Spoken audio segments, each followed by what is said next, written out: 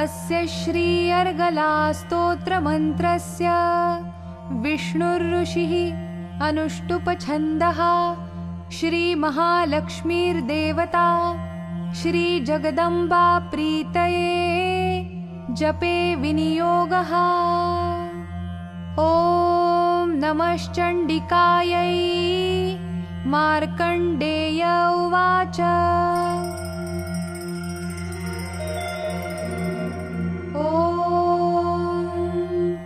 जयन्ती मंगला काली भद्रकाली कपालिनी दुर्गा क्षमा शिवा धात्री स्वाहा स्वधा नमोस्तुते। जय त्वं देवी चामुण्डे जय भूतार्तिहारिणी जय सर्वगते देवी कालरात्रि नमोस्तुते। मधुकैटभविद्रावि विधातृवरदे नमः। रूपं देहि जयं देहि यशो देहि द्विषो जहि महिषासुरनिर्णाशि भक्तानां सुखदे नमः। रूपं देहि जयं देहि यशो देहि द्विषो जहि रक्तबीजवधे देवी चण्डमुण्डविनाशिनी। रूपं देहि जयं देहि यशो देहि द्विषो जहि शुम्भस्यैव निशुम्भस्य धूम्राक्षस्य च मर्दिनी।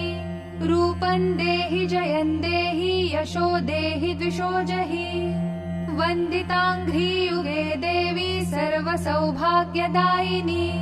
रूपं देहि जयं देहि यशो देहि द्विषो जहि अचिन्त्यरूपचरिते सर्वशत्रुविनाशिनी। रूपं देहि जयं देहि यशो देहि द्विषो जहि न तेभ्यः सर्वदा भक्त्या चण्डिके दुरितापहे। रूपं देहि जयं देहि यशो देहि द्विषो जहि स्तुवद्भ्यो भक्तिपूर्वं त्वां चण्डिके व्याधिनाशिनी। रूपं देहि जयं देहि यशो देहि द्विषो जहि चण्डिके सततं ये त्वामर्चयन्तीह भक्तितः। रूपं देहि जयं देहि यशो देहि द्विषो जहि देहि सौभाग्यमारोग्यं देहि मे परमं सुखम्। रूपं देहि जयं देहि यशो देहि द्विषो जहि विधेहि द्विषतान्नाशं विधेहि बलमुच्चकैः। रूपं देहि जयं देहि यशो देहि द्विषो जहि विधेहि देवि कल्याणं विधेहि परमां श्रियम्। रूपं देहि जयं देहि यशो देहि द्विषो जहि सुरासुरशिरोरत्न निघृष्टचरणेऽम्बिके। रूपं देहि जयं देहि यशो देहि द्विषो जहि विद्यावन्तं यशस्वन्तं लक्ष्मीवन्तं जनं कुरु। रूपं देहि जयं देहि यशो देहि द्विषो जहि प्रचण्डदैत्यदर्पघ्ने चण्डिके प्रणताय मे। रूपं देहि जयं देहि यशो देहि द्विषो जहि चतुर्भुजे चतुर्वक्त्र संस्तुते परमेश्वरी।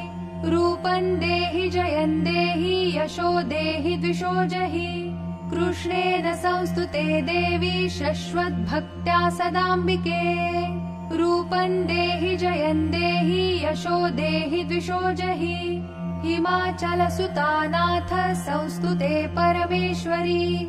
रूपं देहि जयं देहि यशो देहि द्विषो जहि इन्द्राणीपति सद्भाव पूजिते परमेश्वरी। रूपं देहि जयं देहि यशो देहि द्विषो जहि देवी प्रचण्ड दोर्दण्ड दैत्यदर्प विनाशिनी। रूपं देहि जयं देहि यशो देहि द्विषो जहि देवी भक्तजनोद्दाम दत्तानन्दोदयेऽम्बिके। रूपं देहि जयं देहि यशो देहि द्विषो जहि पत्नीं मनोरमां देहि मनोवृत्तानुसारिणीं तारिणीं दुर्गसंसार सागरस्य कुलोद्भवाम्। इदं स्तोत्रं पठित्वा तु महास्तोत्रं पठेन्नरः स तु सप्तशती संख्या वरमाप्नोति सम्पदाम्। इति देव्या अर्गला स्तोत्रं सम्पूर्णम्।